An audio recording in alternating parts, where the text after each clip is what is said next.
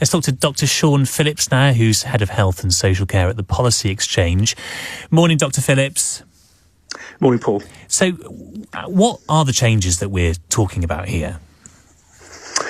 So, I think the first thing to say to you and your listeners is that the proposed changes that the government have trailed this week and are not government policy yet. They're going to some of them will feature in a green paper in March, and there'll be a consultation process as part of that. So, some of the changes that they're looking at are how you can narrow the gap between the award that you get for sickness benefit and job seekers allowance. Now, I think that's a good thing, because currently there's a cliff edge. There's quite a significant gap between those two benefits, and there is evidence that it does discourage people from seeking work. The other things that they're looking at is how they can reduce the number of people that are on one of the groups within Universal Credit called the limited capability for work and work-related activity, and that means that there's less reassessment and less essentially conditionality around people that are assessed. So what they're looking at essentially is tightening up the conditionality and trying to reduce the number of people where there are no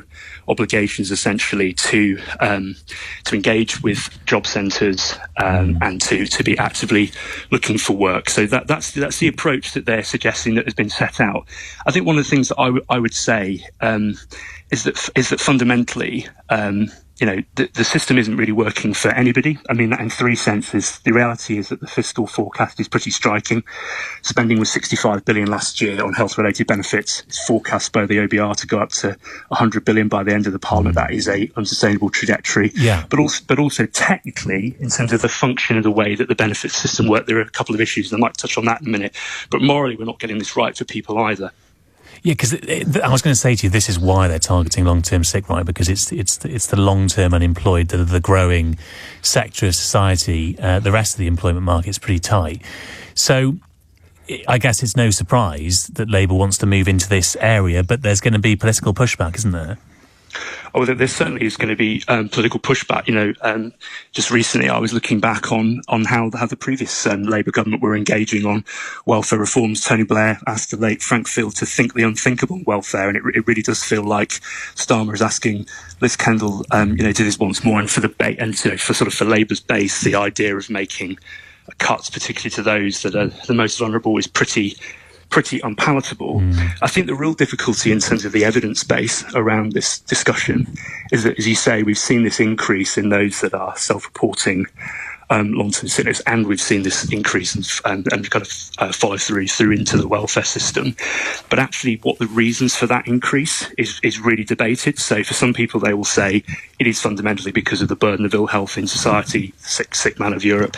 Other people will point and say, well, actually, there's something going on in the way that the benefit system currently works, and fundamentally the incentives in the system at the moment. And I think there are a couple of things that we've pointed to at Policy Exchange that are worth thinking about here. The first thing is that since the pandemic, there's been a complete inversion, basically, in the way in which we actually conduct assessments in terms of the modality. So we used to conduct most assessments which are functional, face-to-face, and now we do most of them remote. Lots of them over the telephone, some of them remaining just paper-based. And I think there is a question to be asked about whether actually that, has there been a change both in the nature of the assessment and then actually fundamentally the number of successful claimants as a result. It's definitely a question that I would be asking of the government to look at in more detail.